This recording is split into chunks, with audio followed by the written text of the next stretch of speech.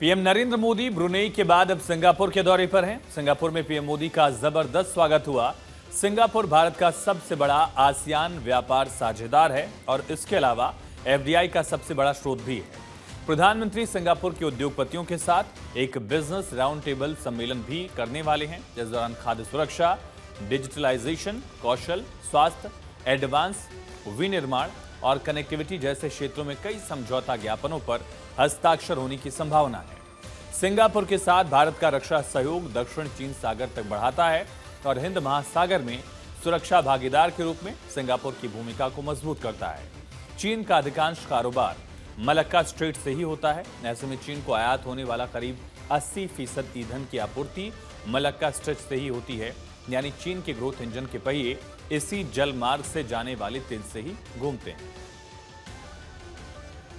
RJD supremo Lalu Prasad Yadav के Singapore से स्वास्थ्य की जांच कराकर लौटने के साथ बिहार की सियासी हलचल तेज है। सीएम नीतीश कुमार और विधानसभा के नेता प्रतिपक्ष तेजस्वी यादव के बीच हाल में मुलाकात हुई। अब दूसरे ही दिन लालू प्रसाद यादव ने आरजेडी के सभी विधायकों, विधान परिषद के सदस्यों और विधानसभा का चुनाव लड़ चुके पूर्व प्रत्याशियों की बैठक बुला ली है। नीतीश तेजस्वी की ये 1-to-1 मुलाकात अचानक नहीं बल्कि तयशुदा थी। बिहार में सूचना आयुक्त के पद पर होने वाली नियुक्ति पर मशवरा करने के लिए दोनों नेता मिले थे। सूचना आयुक्त की नियुक्ति के लिए गठित कमेटी में सीएम के अलावा विधानसभा के नेता प्रतिपक्ष और एक कैबिनेट मंत्री होते हैं, इसलिए दोनों नेता मिले थे।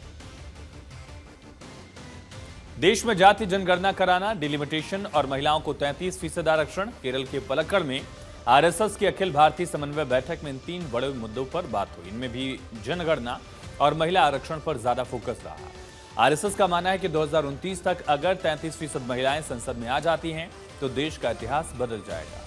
जाति जनगणना पर आरएसएस के स्टैंड से बीजेपी का धर्म संकट खत्म हो गया है, क्योंकि अब तक इस मुद्दे पर पार्टी ने खुलकर विरोध कर रही थी और न ही समर्थन। क्रीमी लेयर में बदलाव पर आरएसएस का मानना है कि आरक्षण से जुड़ी जातियों को भरोसे में लेकर और उनकी सहमति के बगैर कोई कदम उठाना नहीं चाहिए। इसके अलावा आरएसएस के कुटुंब प्रबोधन के जरिए 30 करोड़ हिंदू परिवारों तक पहुंचने का टारगेट भी रखा गया है। राष्ट्रपति द्रौपदी मुर्मू ने दिल्ली के उपराज्यपाल की शक्तियां बढ़ा दी हैं। अब एलजी राजधानी में अथॉरिटी, बोर्ड, कमीशन या वैधानिक निकाय का गठन कर सकेंगे। इसके अलावा वो इन सभी बॉडीज में मेंबर्स की नियुक्ति भी कर सकेंगे। इससे पहले अधिकार दिल्ली सरकार के पास थे। गृह मंत्रालय ने देर रात एलजी की शक्तियां बढ़ाने से जुड़ा नोटिफिकेशन जारी किया। बताया ये फैसला राष्ट्रीय राजधानी क्षेत्र दिल्ली सरकार अधिनियम 1991 के तहत लिया गया है। राहुल गांधी जम्मू कश्मीर के रामबन में चुनावी रैली करने पहुंचे। राहुल ने सरकार पर निशाना साधा। विधानसभा चुनाव के ऐलान के बाद राहुल गांधी की जम्मू कश्मीर में ये पहली चुनावी रैली भी थी। जम्मू कश्मीर चुनाव 18 सितंबर, 25 सितंबर और 1 अक्टूबर को 3 चरणों में होंगे। नतीजे 8 अक्टूबर को आएंगे। कांग्रेस पार्टी ने 40 स्टार प्रचारकों के नाम तय किए हैं। इनमें मल्लिकार्जुन खड़गे, सोनिया और प्रियंका का नाम भी शामिल है। रेसलर विनेश फोगाट और बजरंग पूनिया कांग्रेस ज्वाइन कर सकते हैं। दोनों के हरियाणा विधानसभा चुनाव लड़ने की चर्चा भी पकड़ रही है जोर। इसी कड़ी में उन्होंने दिल्ली में राहुल गांधी से मुलाकात की। मुलाकात के बाद दोनों कांग्रेस के राष्ट्रीय महासचिव केसी वेणुगोपाल से भी मिले। उनकी करीब 20 मिनट तक मुलाकात हुई। दूसरी तरफ विनेश के ताऊ महावीर फोगाट ने कहा विनेश फोगाट और बजरंग पूनिया कांग्रेस ज्वाइन करने के लिए दिल्ली पहुंचे हैं। दोनों कांग्रेस के टिकट पर चुनाव लड़ेंगे। लोकसभा में विपक्ष के नेता राहुल गांधी ने रेलवे ट्रैकमैन्स के बीच पहुंचकर उनकी समस्याओं को जाना। राहुल गांधी ने कर्मचारियों से मुलाकात का वीडियो शेयर किया। साथ ही लिखा कि भारतीय रेल कर्मचारियों में ट्रैकमैन सबसे ज्यादा उपेक्षित है। रेलवे को गतिशील, सुरक्षित बनाए रखने के लिए ट्रैकमैन भाइयों के लिए सिस्टम में न कोई प्रमोशन है, न ही इमोशन। राहुल ने कहा ट्रैकमैन की नौकरी ट्रैक से शुरू होकर ट्रैक पर ही खत्म हो जाती है। हर साल करीब 550 ट्रैकमैन काम के दौरान हादसों का शिकार होते हैं, क्योंकि उनकी सुरक्षा के पर्याप्त इंतजाम नहीं है। राहुल गांधी ने कर्मियों की 2 मांगों को पूरा करने की भी मांग की है।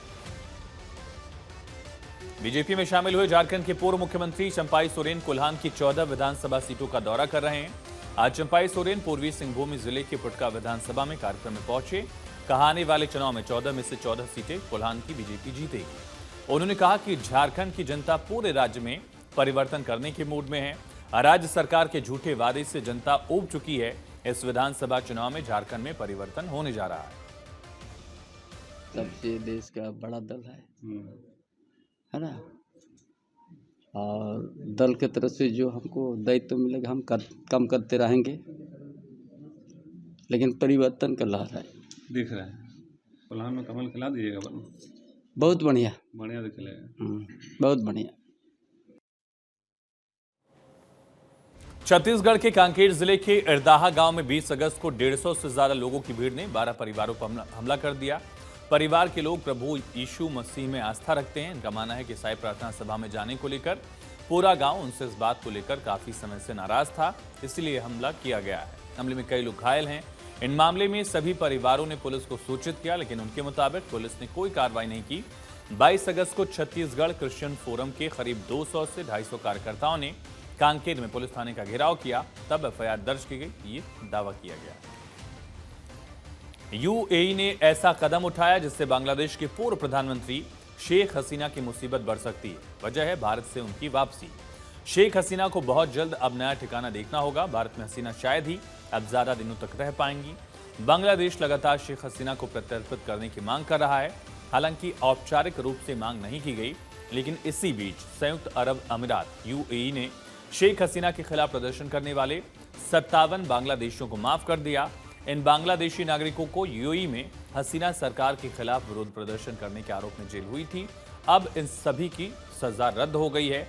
यूएई के इस कदम से सवाल है कि क्या भारत पर भी शेख हसीना को वापस बांग्लादेश भेजने का दबाव बढ़ेगा। हालांकि ऐसा लगता नहीं है, लेकिन संभावना ऐसी बताई गई।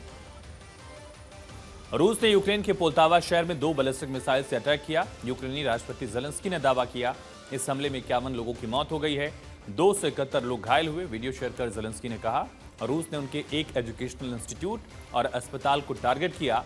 इस दौरान एक इमारत को भी काफी नुकसान पहुंचा है। कई नागरिक इमारत के मलबे में दब गए। हमले के बाद पोल्तावा में 3 दिन के शोक की घोषणा की गई है। यूक्रेन के रक्षा मंत्रालय ने बताया अलर्ट सायरन बजने और मिसाइल अटैक होने में बेहद कम समय का अंतर था। लोग बॉम्ब शेल्टर की तरफ जा ही रहे थे कि उन पर हमला हो गया। रूस के राष्ट्रपति व्लादिमीर पुतिन इस समय मंगोलिया के दौरे पर हैं। पुतिन का 2 दिन का यह दौरा ऐसे समय पर है जब इंटरनेशनल क्रिमिनल कोर्ट ने मंगोलिया की सरकार को उनकी गिरफ्तारी का आदेश दिया था। हालांकि गिरफ्तारी के आदेश को दरकिनार कर मंगोलिया सरकार ने पुतिन के स्वागत में रेड कारपेट बिछा दिया। मंगोलिया की राजधानी उलान बटार पहुंचने पर पुतिन का ग्रैंड वेलकम किया गया, गार्ड ऑफ ऑनर दिया गया। यहां तक कि चंगेज खान के स्मारक को मंगोलिया और उसके झंडे से रंग दिया गया। मंगोलिया के विदेश मंत्री बटमुख खुद उनकी अगवानी करने एयरपोर्ट पहुंची थी। हालांकि मंगोलिया पहुंचे रूसी राष्ट्रपति पुतिन का विरोध भी हो रहा है। उनकी मंगोलिया यात्रा के विरोध में लोग यूक्रेन का झंडा लेकर प्रदर्शन कर रहे हैं। यूक्रेन में आंतरिक भूचाल भी है। राष्ट्रपति व्लादिमीर ज़ेलेंस्की की सरकार में एक बड़े बदलाव के तहत 2 उप प्रधानमंत्रियों और घरेलू हथियार उत्पादन के लिए जिम्मेदार एक मंत्री समेत 5 कैबिनेट मंत्रियों ने इस्तीफा दे दिया। इन मंत्रियों ने किस वजह से इस्तीफा दिया, इसकी जानकारी नहीं आई। इसके अलावा राज्य संपत्ति कोष के प्रमुख विटाली कोवल ने भी पदभार संभालने के 9 महीनों बाद इस्तीफा दे दिया है। बताया गया कि विदेश मंत्री भी इस्तीफा दे सकते हैं। अपने भी अब ज़ेलेंस्की का साथ जो है छोड़ रहे हैं। गजा में इजरायली बंधकों के शव मिलने के बाद हमास ने इजरायल के लिए चेतावनी जारी की। हमास ने कहा अगर इजरायल की सेना ने उन पर दबाव बनाना बंद नहीं किया तो वो बंधकों को ताबूतों में रखकर इजरायल भेजेंगे। हमास ने धमकी दी, कहा वो इसके लिए अपने लड़ाकों में आदेश भी जारी कर चुका है। अल जजीरा के मुताबिक कासिम ब्रिगेड के प्रवक्ता अबू उबैदा ने कहा अगर इजरायल के प्रधानमंत्री नेतन्याहू बिना समझौते के सैन्य दबाव बनाकर बंधकों को छुड़ाने की कोशिश करेंगे तो हम उन्हें ताबूत में रखकर लौटाएंगे। अब फैसला परिजनों के हाथ में है कि वो बंधकों की जिंदा वापसी चाहते हैं या उनके शव। हमास ने कहा बंधकों की मौत के लिए नेतन्याहू और उनकी सेना जिम्मेदार है। नेतन्याहू ने कहा हमास की सुरंगों में जिन 6 बंधकों के शव मिले थे उन्हें पीछे से सिर पर गोली मारी गई थी।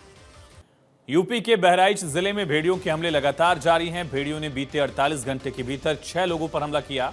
लगातार हमलों से स्थानीय लोगों में आक्रोश है। शासन की तरफ से भेड़ियों को देखते ही गोली मारने के आदेश हैं। इसके लिए बाकायदा खास टीम बहराइच रवाना हो गई है। भेड़ियों का आतंक बीते लगभग 1.5 महीने से जारी है। अब तक 10 से ज्यादा मौतें हो चुकी हैं। 2 सितंबर की रात गुजरात के पोरबंदर तट के पास अरब सागर में एक हेलीकॉप्टर गिर गया था। इसमें सवार 4 में से एक क्रू मेंबर को बचाया गया, जबकि 3 क्रू मेंबर्स लापता हो गए थे। इन लापता क्रू मेंबर्स में से 2 की डेड बॉडी मिली है। इनकी पहचान कमांडेंट विपिन बाबू और पीएनवी के करण सिंह के रूप में हुई है। कोस्ट गार्ड ने बताया कि दोनों पायलट और एक गोताखोर की तलाश के लिए 4 जहाज, 2 विमान भेजे गए हैं। एएलएच ने हाल में गुजरात में बाढ़ प्रभावित इलाकों से 67 लोगों का रेस्क्यू किया है। कोस्ट गार्ड के मुताबिक आर्गो शिप हरिलीला पर एक क्रू मेंबर घायल था। उससे निकालने के लिए सोमवार रात 11 बजे हेलीकॉप्टर गया था। हेलीकॉप्टर हरिलीला के पास पहुंचा ही था, तभी उसने इमरजेंसी हार्ड लैंडिंग की। इस दौरान वो समुद्र में गिर गया था। नागालैंड के चुमौके दिमा जिले के गांव में मंगलवार देर रात बाढ़ और लैंडस्लाइड से 3 लोगों की मौत हो गई। कई लोग लापता हैं। सर्च ऑपरेशन जारी है। कोहिमा कैपिटल में यहां से दीमापुर से जोड़ने वाले नेशनल हाईवे 29 का एक हिस्सा पूरी तरह बह गया। आंध्र प्रदेश, तेलंगाना और त्रिपुरा में भी बाढ़ बारिश के चलते पिछले 7 दिनों में 64 लोगों की जान गई।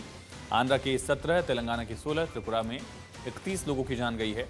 त्रिपुरा में अब तक 72,000 से ज्यादा लोग विस्थापित हुए हैं। हिमाचल की बात करें तो बारिश के बाद 2 नेशनल हाईवे समेत 78 सड़कें बंद रहीं। कई जगहों पर लैंडस्लाइड। मौसम बुधवार यानी आज भी इसको लेकर कई इलाकों में आंधी तूफान का येलो अलर्ट जारी है। मानसून सीजन में हिमाचल में बाढ़ और लैंडस्लाइड के चलते 152 से ज्यादा लोगों की मौत हो चुकी है। मौसम विभाग ने आज छत्तीसगढ़, बिहार समेत 19 राज्यों में बारिश का अलर्ट जारी किया है। एनसीआर में बारिश हो भी रही है। गुजरात के महिसागर जिले के 106 गांव में बाढ़ का अलर्ट जारी किया गया है।